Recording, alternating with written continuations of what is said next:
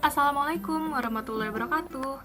Jadi, pada video kali ini saya akan membahas mengenai tugas besar UAS PKS 2. Nah, sebelum lanjut ke videonya, perkenalkan nama saya Nabila Putri Maharani dengan NIM 120190157, Program Studi Teknik Industri TPB 34. Nah, video kali ini akan membahas mengenai latar belakang, kemudian kita akan membuat flowchart-nya. Selanjutnya kita akan membuat program tersebut di C++, dan yang terakhir kita akan demo program. Untuk materi yang saya ambil yaitu fisika dan kimia, di mana fisikanya nanti kita akan membahas gerak lurus berubah beraturan, kemudian kimia kita akan membahas fraksi mol. Nah, yang pertama yaitu latar belakang. Nah, untuk fisika yaitu gerak lurus berubah beraturan atau GLBB. Nah, GLBB ini apa sih? Jadi, GLBB adalah gerak benda dalam lintasan garis lurus dengan percepatan tetap. Nah, GLBB ini punya ciri utama nih, yaitu bahwa dari waktu ke waktu, kecepatan benda berubah, semakin lama semakin cepat. Kemudian, penerapan dari GLBB yang dapat kita temui di kehidupan sehari-hari, yaitu ada benda atau buah yang jatuh dari pohon. Kemudian, ini adalah rumus dari gerak lurus berubah beraturan. Selanjutnya yaitu kimia, saya membahas tentang fraksi mol. Nah, fraksi mol ini apa sih? Jadi, fraksi mol merupakan salah satu satuan konsentrasi larutan selain molalitas dan juga molaritas. Nah, fraksi mol sendiri punya rumus nih, yaitu XP sama dengan NP dibagi NT ditambah NP, di mana XP adalah fraksi mol zat pelarut, kemudian NP adalah jumlah mol zat pelarut, dan NT adalah jumlah mol zat terlarut. Jika kita ingin mencari XT atau fraksi mol zat terlarut, rumusnya bisa kita balik aja nih. Jadi NT dibagi NT ditambah NP. Nah, langsung aja kita ke flowchart-nya. Nah, ini adalah flowchart yang pertama, yaitu fisika atau GLBB. Pertama, saya mendeklarasikan integer n menu i. Setelah itu saya memasukkan output selamat datang di program fisika. Saya juga memasukkan output program ini dibuat oleh Nabila Putri Maharani atau saya sendiri. Nah, di sini saya menggunakan real atau float, di mana fungsinya adalah nantinya data yang dihasilkan bisa bernilai desimal. Lalu di sini ada output berapa kali user ingin melakukan percobaan. Nanti user tinggal masukin aja mau melakukan berapa percobaan.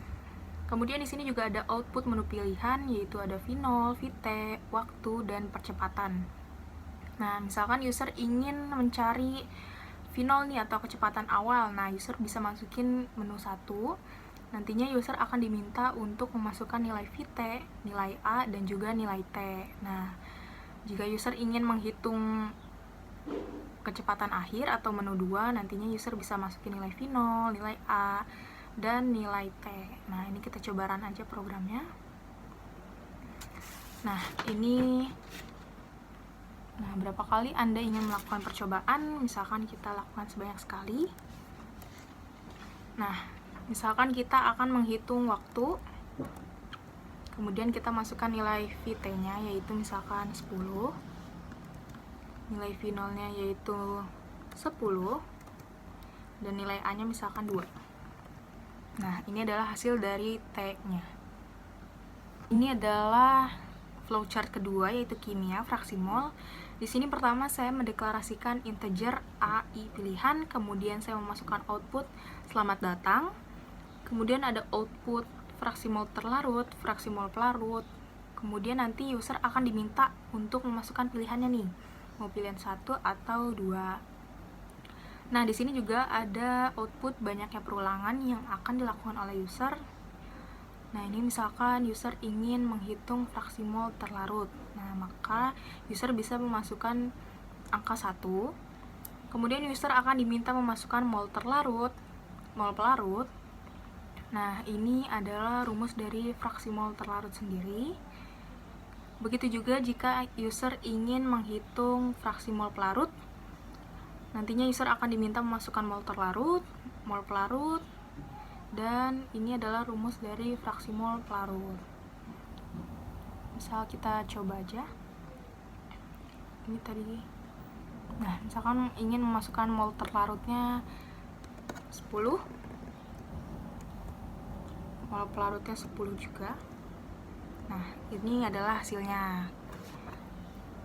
Next, kita ke C++. Nah, berikut adalah C++ dari fisika atau GLBB. Yang pertama yaitu ada include IOStream, kemudian using namespace std. Di sini saya memasukkan integer n menu i, kemudian ada outputnya selamat datang di program fisika, kemudian program ini dibuat oleh saya sendiri, dan array atau floatnya ada di baris 14 sampai 18 dengan size arraynya n. Kemudian di sini saya memasukkan output berapa kali user ingin melakukan percobaan, terus ada output menu pilihan juga. Terus di sini saya menggunakan percabangan if dan else if. If-nya ada di baris ke-30, kemudian ada di baris 56, kemudian else if ada di baris 82, dan baris 102. Kemudian untuk perulangan saya menggunakan for. For-nya ada di baris ke-32 dengan variabel i.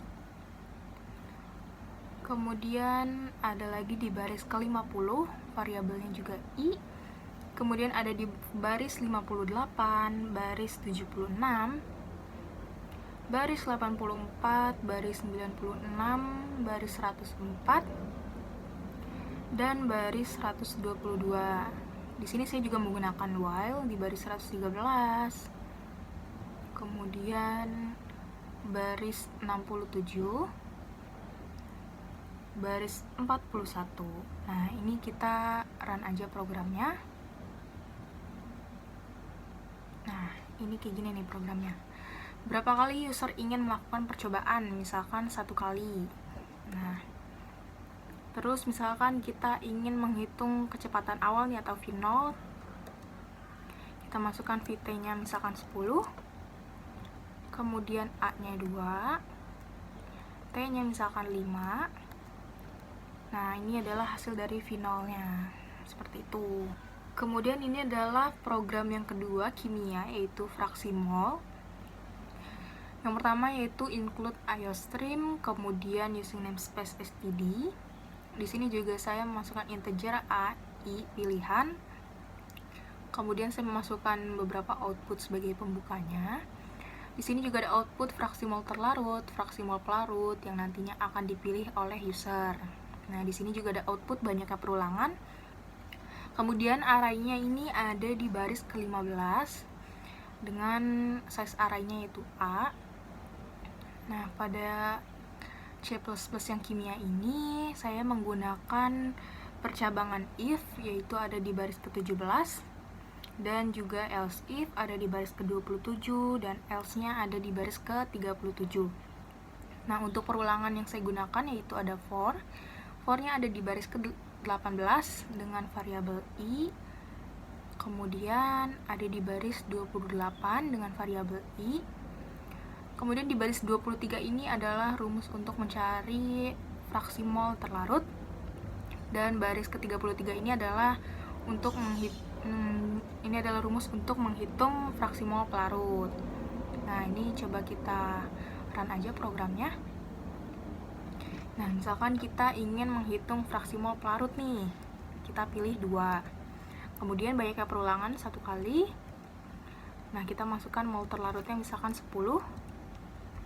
Setelah itu mol pelarutnya misalkan 2. Nah, maka ini adalah hasilnya nih. Hasilnya bernilai desimal karena tadinya kita menggunakan real atau float. Sekian dari saya, kurang lebihnya mohon maaf. Wassalamualaikum warahmatullahi wabarakatuh. Jangan lupa di like.